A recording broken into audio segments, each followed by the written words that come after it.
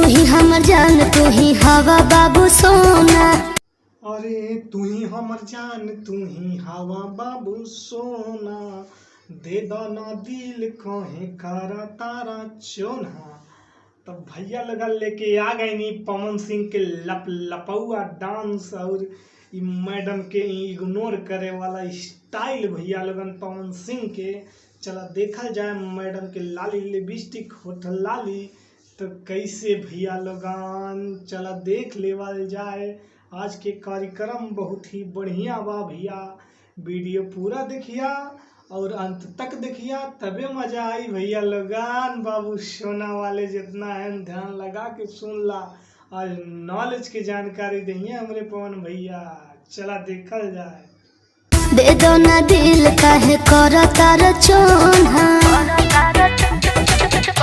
अरे दे दो ना दिल कहे कारा तारा छोना, तू ही हमर बाबू तू ही बड़ा हमर सोना।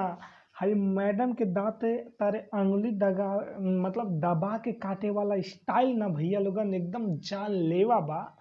अब पवन भैया ते पे फिसलने ना, आई मैडम के कसम से बतावा थे नहीं कजरारी कजरारी अखियां ना तो घायल करके रख दे भैया। ऐसे गाना बनी ना भोजपुरी तो 100 मिलियन के टाका पार कही जाई। पवन भैया तो ना फिसलने पर ग्राहक जो न दर्शक ने एकदम फिसल जाई। चला देखल जाए आगे का जानकारी देत बाड़े पवन भैया।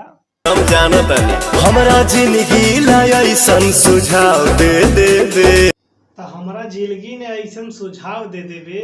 अरे पवन भैया कवन सुझाव दे दे बा, तू तो जाना तारा पर हाई जोन ना हाई जोन दर्शक लोगन हुए लाली लिपस्टिक देख के ना फिसल गईले। एनहु लोगन के कुछ बतावा, कुछ ज्ञान उन देबा, मतलब कौन सुझाव देता नहीं मैडम तनी समझाइबा हमरे भैया लोगन के। चलो देखा भैया पवन भैया के का कहा तारे। बाबू सोना कही कही छाव दे देबे, हम भाव जदी देम तब घाव दे देबे। आओ भैया लोगन पवन भैया नंबर 1 की जानकारी दिले है ना, बाबू सोना कह के सुझाव दे देबे। तो भैया अगर पवन भैया के ना ये तगड़ा परफॉर्मेंस अच्छा लगा हो तो हमारे चैनल से सब्सक्राइब करा, वीडियो के ज़्यादा से ज़्यादा शेयर करा। मिलत बानी एगो होली वाला तड़कता भड़कता सॉन्ग लेके, देखे खातिर हमारे चैनल के जरूर सब्सक्राइब करिए। और बाबू सोना के तो कहे के वाली बतिए ना हो भैया लोगन। और जाते जाते आप लोगन के बाबू सोना के दिखावत जाइए एगो ठुमका। तो बाबू सोना के सुझाव लेला भैया लोगन, जा बाबा। दिल का भीतर